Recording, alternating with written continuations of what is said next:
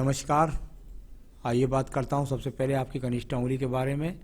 कनिष्ठा उंगली, और यहाँ पर यदि मैं देखता हूँ तो कनिष्ठा उंगली ज्ञान की उंगली का स्वरूप और जो लगभग सूर्य की उंगली के प्रथम कट के लगभग बराबर पहुँचा है, यानी कि एकदम अगर इक्वल होता है तो बहुत सुंदर उसके भाव मिलते हैं, बहुत सुंदर उसका यानी कुल मिलाकर जहाँ भी दिमाग लगाएं, जहाँ भी दिमाग में योजना बनाएं, वहाँ सफलता मिलती है। यहाँ पर कुछ संघर्ष को दिखलाने वाली स्थिति यहाँ आपकी उस उंगली में है। सेकंड पर्वत पर कुछ स्क्रैचेस के नुकसान हैं, कुछ कटिंग के निशान हैं। इनके कारण आप इस समय थोड़ा सा व्यवहार से चिंतित हैं, अपनी आवश्यकताओं को लेकर के, अपनी ज़रूरतों को लेकर के, बीमारियों के रूप से, किसी रूप से भी आप इस समय चिंतित हैं। बात करता हूँ सूर्य की उंगली के बारे में। यश मान सम्मान के लिए सूर्य की उंगली को देखा जाता है। जब सूर्य की उंगली का सेकंड पर्व, क्योंकि हमेशा पहला पर्व मानसिक होता है, दूसरा व्यवहारिक होता है और तीसरा आर्थिक होता है, तो सेकंड पर्व यहाँ पर आपका जो है वो थोड़ा सा कुल मिलाकर के विचलित है।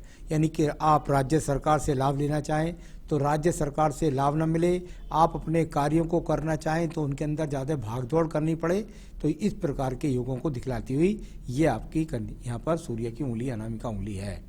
अब बात करता हूँ मैं शनि की उंगली के बारे में। शनि की उंगली जो धन की आवश्यकताओं को दिखलाती है।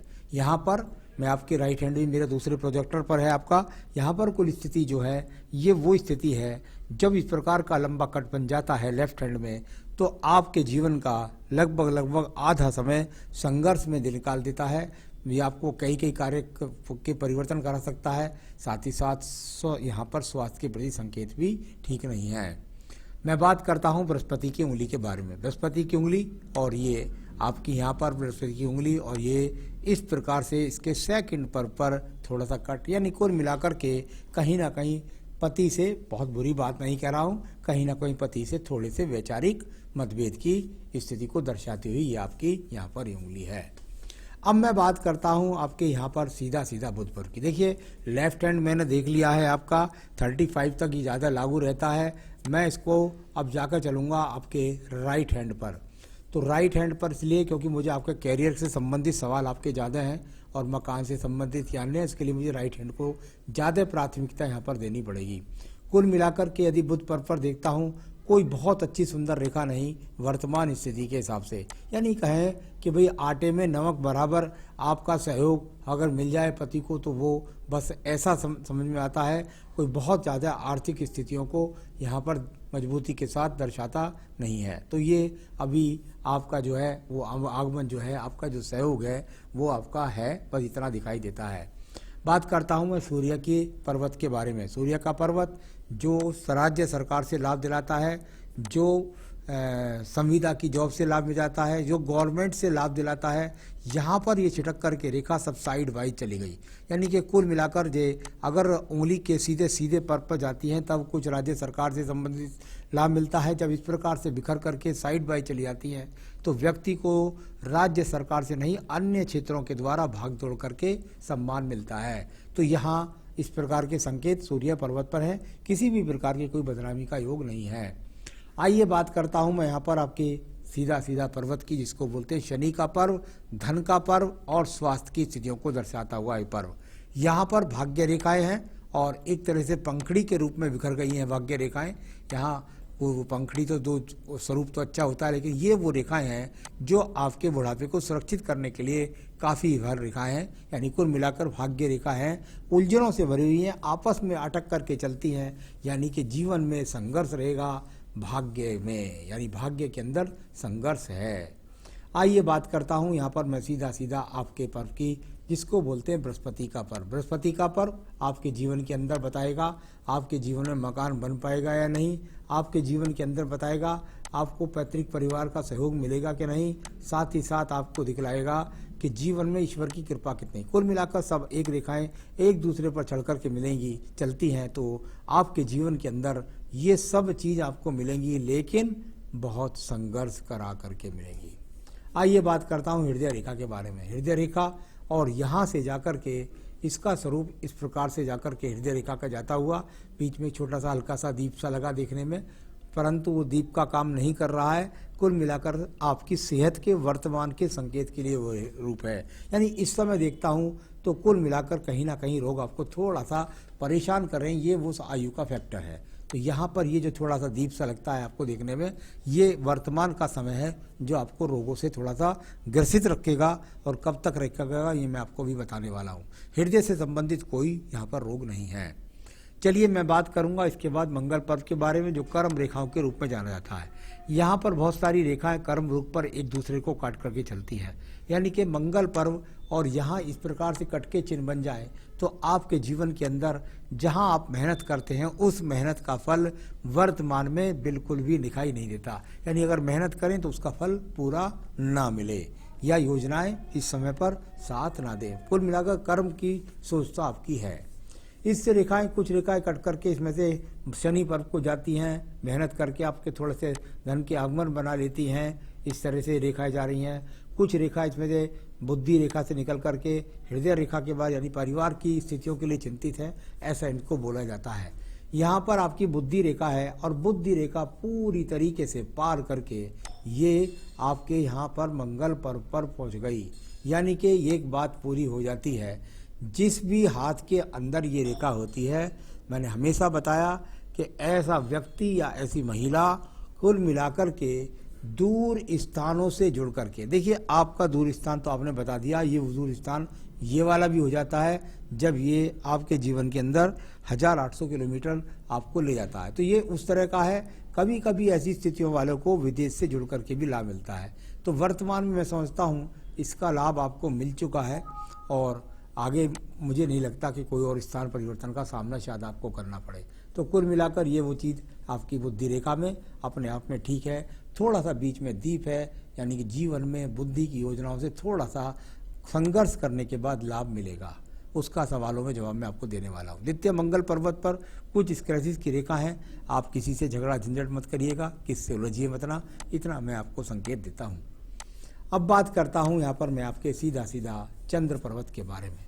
चंद्र पर्वत से कुछ रेखाएं चलती हैं तो कुछ एक्स बनाती हैं, कुछ दीप सा बनाती हैं, कुछ केतु पर्वत पर बिखर जाती हैं, कुछ केतु पर्वत पर जाकर के ये रेखाएं एक दूसरे को काट देती है। यानी ये मानसिक चिंताओं के लिए, डिप्रेशन के लिए, रोगों को, वर्तमान रोगों के लिए, क्योंकि ये चंद्रमा के कारक हैं। संघर्ष का सफलता ना मिलना, मानसिक डिप्रेशन का होना, अधिक यात्राओं से लाभ ना होना, साथ ही साथ रोगों का लगातार आपके पास में लगा रहना, ऐसा संकेत केतु स्थान पर भी यहाँ पर मिलते हैं। तो ये एक चिंता का थोड़ा सा विषय यहाँ पर दिखाई देता है। केतु स्थान पर जब इस प्रकार की रेखाएं हों तो कर्ज का सामना भी करा देती है, साथ ही साथ खर्च का सामना, और कुल मिलाकर रोग पर वो खर्च का सामना ज़्यादा होता है। अब मैं बात करता हूँ आपकी व्यापारिक रेखाओं को। कहीं से भी मजबूत कोई भी व्यापारिक रेखा यहाँ पर दिखलाई नहीं देती। ये केतु स्थान पर आके रह जाएं, कहीं इन्वेस्टमेंट करें तो आपको नुकसान हो जाए, इस तरीके के संकेतों को दिखलाने वाली ये वो रेखाएं हैं आपके पास में। शुक्र पर्व से निकल कर के भाग्य पर्व की रेखा, कुल मिलाकर के आप ऐसा कह सकते हैं कि संतान से सुख सहयोग की संभावना ज़्यादा है। यानी ऐसी रेखा अगर ये चाप बना रहा शुक्र पर्व का तो ये आपको संतान से ज़्यादा तरक्की उन्नति दिलवाएगा। अब मैं बात करता हूँ इसके बाद में आपकी भाग्य रेखा के बारे में। भाग्य रेखा, और यहाँ शुरू में दीप बना करके चलती भाग्य रेखा, और ऊपर की तरफ यानी कि इसका उदय ही दीप से होता है उस रेखा का, उसको बोलते हैं कि वे जीवन के अंदर संघर्ष ज़्यादा। ये वो रेखा है जो सपोर्टिंग रूप में है, यानी एक काम छूटे तो दूसरा, दूसरे से कहीं ना कहीं से छोटे मोटे लाभ का संकेत लगातार दिखला रही हैं। लेकिन बहुत सारी राहु रेखाओं ने काट रखा है, तो उनका वर्तमान में क्या लाभ मिलने वाला है यह मैं आपको आपके सवाल से बताने वाला हूँ। अब बात करता हूं मैं आपके शुक्र पर्व के बारे में। शुक्र पर्व संसाधनों का पर्व और पीड़ित रूप से है। इसमें एक्स के चिन्ह भी हैं, इसमें चाप के चिन्ह भी हैं, इसमें कुल मिलाकर के अच्छे चिन्ह नहीं है यहाँ पर। तो इस प्रकार के चिन्ह होते हैं तो संसाधनों की कमी के लिए दर्शाते हैं, यानी अच्छे संसाधन आपके पास में नहीं है। संतान सुख सहयोग की बात करता हूँ तो आपके हिसाब से संतान की रेखा यहाँ पर यदि मैं देखता हूँ तो दिखलाई पड़ती हैं, थोड़ा स्पष्ट फोटो नहीं है, इसके कारण मैं बोल नहीं पा रहा हूँ, लेकिन संतान की रेखाएं हैं। आइए बात करते हैं आपकी आयु रेखा के बारे में। ये आयु रेखा और बहुत ही इसका सुंदर स्वरूप, और लास्ट में जाकर के ये मछली के चिन्ह के साथ जुड़ जाता है। यानी कुल मिलाकर के यहाँ मछली के चिन्ह के साथ जुड़ना, यानी कुल मिलाकर आयु के लास्ट का जो समय होगा उसमें भगवान की कृपा से आपको सब चीज़ें आपके पास होंगी। तो ये इस तरह से स्वरूप हुआ यहाँ पर, इसको काइट चिन्ह भी बोल देते हैं। कुल मिलाकर इसका लाभ जीवन के आखिर में मिलता है। आइए, बात हो गई आपके सारे सवालों की, अब मैं सवालों का जवाब की बात करता हूँ। याद का प्रारूप मैंने पढ़ा, अब सवाल देखते हैं आपके। स्वास्थ्य सही नहीं रहता, चेहरे पर काले दाग हैं। देखिए, मुझे यहाँ ऐसा हाथ से ऐसे तो नहीं लगता पता कि चेहरे पर काले दाग हैं क्या है, लेकिन मैं तो जब चंद्र पर्वत को देखता हूँ तो बहुत सारे एक्सों से भरा हुआ, साथ ही साथ केतु स्थान, दोनों स्थान जब पीड़ित हो जाते हैं तो ये निश्चित रूप से स्वास्थ्य को प्रभावित करते हैं। तो कुल मिलाकर स्वास्थ्य को प्रभावित करते हैं, यहाँ ऐसे चिन्ह हैं। और ये स्वास्थ्य को जो प्रभावित वाली स्थितियाँ हैं, अगर इनको मैं गणित करता हूँ यहाँ आयु रेखा से या आपकी बुद्धि रेखा से, तो मैंने दीप से बताए थे हृदय रेखा पर, तो ये मैं समझता हूँ लगभग आपको 1.5 साल और परेशान करने वाले हैं। जहाँ आपकी आयु आपने 41 वर्ष बताई है, मैं समझता हूँ 42 से 42.25 साल की उम्र तक आपको, या 42.5 तक आपको ये परेशान कर सकते हैं। इस पर डिप्रेशन भी आपको बहुत रहेगा। दूसरा, कौन सा व्यापार सही है मेरे लिए, शेयर मार्केट, मेडिकल से संबंधित या कोई और। मैंने जब इसका गणित करता हूँ तो मैं बुध को देखता हूँ, बुध पर्वत अनुकूल है, उंगली भी अनुकूल है, यहाँ बृहस्पति का भी रोल ठीक ठाक है, यानी कि छोटे स्तर पर आप शेयर मार्केट का इस्तेमाल करेंगी तो ये आपको लाभ दिलाएगा। छोटे स्तर पर, बड़े स्तर पर नहीं, छोटे स्तर पर करिएगा तो उससे आपको लाभ मिल जाएगा। साथ ही साथ जो मेडिकल वाला काम बताया है वह भी आपका बनता है, यानी कि शनि मंगल का सहयोग ठीक है। अब मेडिकल का चंद्रमा का इन्वॉल्वमेंट थोड़ा खराब हो गया है, लेकिन फिर भी यहाँ पर आपको मेडिकल के कार्य से लाभ मिल जाएगा। तो ये दोनों काम आपने सही बताए थे मुझे। इसमें शेयर मार्केट में थोड़ा कम करिएगा, मेडिकल्स में अगर आप ज़्यादा अपना इन्वेस्टमेंट करेंगी, ज़्यादा ध्यान लगाएंगी तो उससे आपको ज़्यादा लाभ मिलेगा। और मकान वाहन का सुख है कि नहीं, बिल्कुल निश्चित रूप से मकान के लिए बता देता हूँ आपको। इस समय आपकी 41 की एज है, 41 की एज के बाद में यहाँ पर अगर मैं देखता हूँ तो कुछ मिलाकर के ये सपोर्टिव की एक सहायक रेखा चलती है। और साथ ही साथ यदि मैं देखता हूँ तो आपके 41 पर यहाँ आपके आयु रेखा से भी कुछ दिखाई दिया था मुझे थोड़ा बहुत, तो यहाँ मैं कह सकता हूँ कि यहाँ लगभग 42, 43, 44 आपके जीवन के अंदर ये वाला जो ट्रायंगल बन रहा है इधर की तरफ, ये आपके जीवन में 44 से 45वें वर्ष बन रहा है, यानी कि 44 से 45वें वर्ष में आपको मकान बनने का ज़्यादा संभावना है। पति का व्यापार भी नहीं चल रहा है, उनके लिए उपाय बताएं। चलिए मैं देखता हूं। अभी हम मिर्ज़ापुर रहते हैं, अगर हम मेरठ के रहने वाले हैं, क्या हम मेरठ में व्यापार करना सही रहेगा। मेरे स्थान पे मुझे नहीं लगता अब आपका स्थान परिवर्तन का योग है। अब कुल मिलाकर के आप जहाँ हैं वहीं अपने आप को सेटल करिएगा और अपना थोड़ा सा ध्यान लगाइए। और अभी मुझे कहीं स्थान परिवर्तन का योग दिखाई नहीं देता। मेरे जीवन में मैं सुख से रह पाऊंगी, मन हमेशा अशांत रहता है। जब तक केतु पर्वत इस तरह पीड़ित रहेगा और चंद्र पर्वत, तब तक आपको मन की अशांति रहेगी। कुल मिलाकर के इसके लिए मैं कुछ उपाय बता सकता हूँ, यदि आप वो करेंगी तो निश्चित रूप से आपको सफलता प्राप्त हो जाएगी। देखिए, सबसे पहले तो आपको एक पन्ना पहनना है बेहतरीन सा, क्योंकि मुझे करना है आपके काले धब्बों को ठीक।